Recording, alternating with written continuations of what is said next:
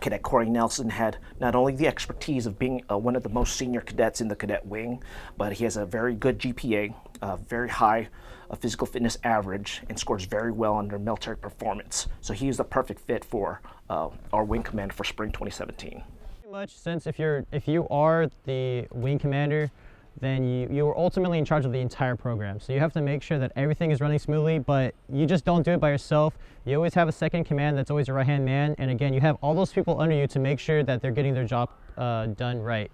Basically overseeing the entirety of what goes on within this cadet wing. The 40 cadets I oversee, I make sure that for the Thursday classes, our leadership laboratories, that gets planned for the entire semester. The day of, that it's run correctly, that we're staying on schedule. And it's not just me doing it, it's the cadets underneath me that are doing it as well. Also doing stuff sort of like this, community outreach. You can see I'm like the face of the cadet wing at the moment. We did a flag detail on December 7th in memory of Pearl Harbor. I was out there, I presented something to President Castro as the cadet wing commander.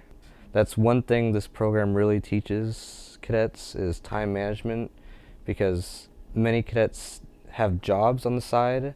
I personally don't have a job, but many cadets do. So they'll have to juggle doing physical training in the early mornings, doing leadership lab on Thursdays, normal classes, their Air Force classes, and having a job. And in order to get as far as myself and the other upperclassmen I've got, you really have to practice time management. Back in high school, I did junior Air Force ROTC. Prior to that, I didn't have any knowledge about the military at all.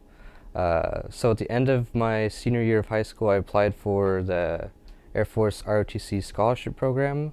That process involves applying, and then you go to an interview at a local detachment or Air Force base. Because I didn't have access to the local Air Force base, I had to go to the closest detachment, which was Fresno State.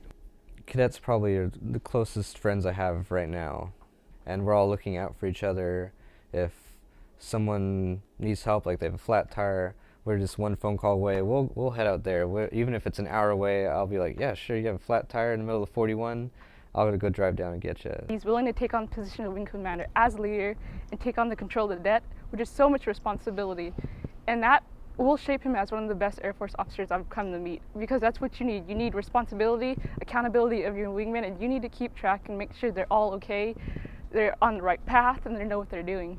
What I really like about Cory is that he has a motivation that he wants to leave this detachment better than it was.